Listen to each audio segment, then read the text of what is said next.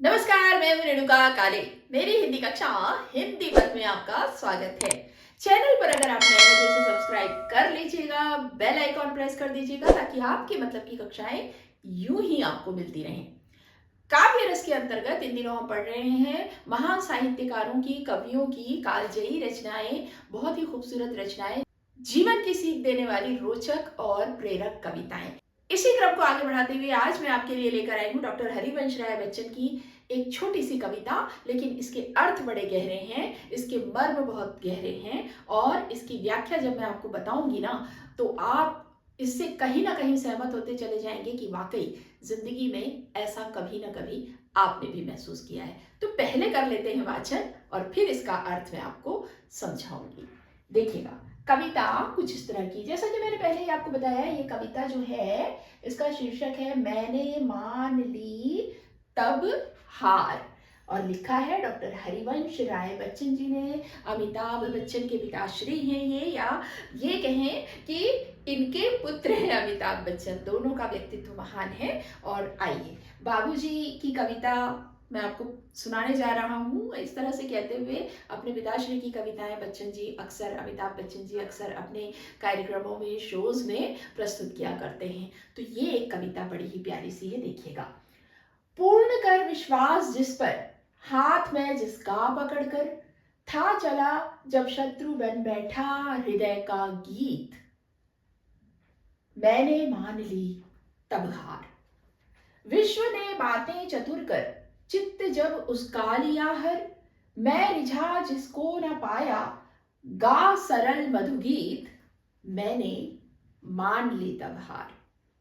विश्व ने कंचन दिखाकर कर लिया अधिकार उस पर, मैं जिसे निज प्राण देकर भी न पाया जीत, मैंने मान ली तब हार। भाई देखिए कितनी प्यारी सी ये कविता है और इसके अर्थ बड़े गहरे हैं। अक्सर हमारी जिंदगी में ऐसा होता है कि जब हमारे गुर्बत के दिन होते हैं, जब हमारी परेशानियों के दिन होते हैं, कठिनाइयों के दिन होते हैं, उन दिनों में हमें अपने उन रिश्तों, उन संबंधों की परीक्षा के दौरान ये पता चलता है जिनको हम बड़ा अपना मान बैठे थे ना, वो हमसे छिन गए हैं। जो हमारे बड़े हितैषी हैं ये हम समझते थे, बड़े हमारे खास हैं ये हम समझते थे और हर हाल में हमारे साथ खड़े होंगे ये हम समझते थे, वो हमसे दूर हो गए। तो इन्हीं परिस्थितियों को लेकर ये कविता है। कवि ने किस मनोदशा में लिखा ये उनकी बात है, लेकिन ये कहानी हर आम और खास की बात है, क्योंकि जिंदगी में कभी ना कभी ऐसे पड़ाव में हम हर कोई इंसान को खड़ा हुआ पाते हैं, या हर कोई अपने आप को खड़ा हुआ पाता है जब इस कविता से उसे ऐसा लगता है उसका अपना संबंध है। ये कविता जैसे उसकी ही कहानी कह रही है। अर्थ देखिएगा, तब आपको और भी अच्छी तरह से मेरी बात से सहमत होने में मदद मिलेगी। आइए देखते हैं। पूर्ण कर विश्वास जिस पर, हाथ में जिसका पकड़कर, मैंने जिस पर अंधा विश्वास किया था, पूरी तरह से विश्वास किया था और जिसका हाथ थामकर मैं चल रहा था, क्या हुआ फिर? था चला जब शत्रु बन बैठा हृदय का गीत। ठीक है, मैं उसे अपने मन का मीत मान रहा था, उसे अपना सबसे करीबी, सबसे खास मान रहा था और ऐसा समझ रहा था कि ये हर हाल में मेरे साथ है, ये मेरा हमसफर है, ये मेरा हमसाया है, ये मेरा हमराही है। उसने मेरा साथ छोड़ दिया, है ना। और वो क्या बन बैठा? जब शत्रु बन बैठा हृदय का गीत। मेरे हृदय के गीत उसके लिए थे। मैं उसके इतने करीब था कि वो मेरे मन को प्रसन्न करता था। भाई प्रसन्न होते हैं तब गीत गाते हैं ना, है ना। लेकिन जब वो मीत मेरा जो था, जो मेरा बहुत ही अजीज था, वो मेरा शत्रु बन बैठा, तब मैंने हार मान ली। कवि का ये कहना है, मैंने मान ली तब हार। ऐसे समय में मैंने हार मान ली, मुझे अब आगे लड़ना नहीं है, आगे कुछ कहना नहीं है, ठीक है, मैंने इस स्थिति को स्वीकार कर लिया।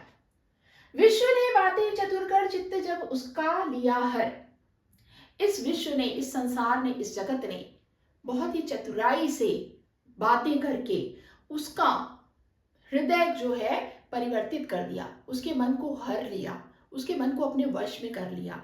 जो वो समझाना चाहते थे वो उसके दिमाग में भर दिया, कहते हैं ना ब्रेन वॉश कर दिया। ठीक है, उसको मुझसे दूर करने के लिए वो जितनी तरह की चतुराई से समझाइश दे सकते थे, चतुराई से जितनी बातें उसे कह सकते थे, उसको वो सुना कर उसका मन बदल दिया। मैं रिझा जिसको ना पाया गा सरल मधुगीत, है ना। और उसके चित्त को चतुराई से विश्व ने, दुनिया ने क्या किया, उसका मन तो बदल दिया, लेकिन मैं उसी व्यक्ति को सरलता के मधु गीत, मीठे गीत, सरलता से अपनी बात नहीं समझाया। सरल मधु गीत का मतलब है सरलता से अपनी बात उसे नहीं कह पाया। यानी यहाँ चतुराई के सामने उनकी, कवि की सरलता जो है ना, परास्त हो गई, हार गई। मैंने मान ली तब हार। और जब मैंने ये देखा कि अब वो दुनिया की बातों में इतना आ चुका है कि अब मेरी बातों का उस पर असर नहीं हो रहा है, दुनिया की फरेबी बातों ने, चतुराई पूर्ण बातों ने उसके दिमाग को इतना बदल दिया है कि अब उसे मेरी सरलता और मेरी सच्चाई नहीं दिख रही है, और वो अब मेरे खिलाफ होने लगा है, मुझसे दूर होने लगा है। ऐसी परिस्थितियों में मैंने क्या कर ली, हार मान ली। विश्व ने कंचन दिखाकर कर लिया अधिकार उस पर। कंचन यानी सोना, ठीक है। विश्व ने क्या किया, कंचन दिखाकर, दुनिया ने उसे कंचन दिखाकर, समृद्धि दिखाकर, चकाचौंध दिखाकर क्या किया, उस पर अधिकार कर लिया, ठीक है। उस पर, जिस पर मैं अपना हक समझता था, ये समझता था कि ये तो मेरा अपना है और सदा रहेगा, उसके हृदय को उसने कंचन दिखाकर पलट दिया, बदल दिया, ठीक है। और कंचन यानी चकाचौंध, सुख, समृद्धि, सोना, सब तरह से आप यहाँ अर्थ देख सकते हैं। उसे बदलने के लिए इन चीजों का उसने सहारा लिया, है ना। मैं जिसे निज प्राण देकर भी ना पाया जीत। लोगों ने, दुनिया ने तो उसे चकाचौंध दिखाई, कंचन, सोना दिखाया, सुख, समृद्धि, वैभव दिखाया, जिससे उसका मन बदल गया।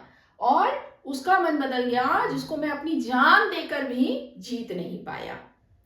मैंने मान ली तब हार, और तब मैंने अपनी हार स्वीकार कर ली। मैंने खुद हथियार डाल दिए कि ठीक है भाई, मैं हार गया। तो आपने देखा किस तरह से इस दुनिया में इस तरह की घटनाएं, इस तरह की परिस्थितियां हर आमो खास के साथ जिंदगी में कभी ना कभी जरूर आती हैं। उसका सामना उन परिस्थितियों से जरूर होता है, जब कभी ना कभी उसे धोखा मिलता है, कभी ना कभी वो जिस संबंध पर, जिस व्यक्ति पर सबसे ज्यादा हक समझता था, सबसे ज्यादा विश्वास करता था, वही उसे धोखा दे देता है। दुनिया की बातों में आकर, गैरों की बातों में आकर उसे ठुकरा देता है।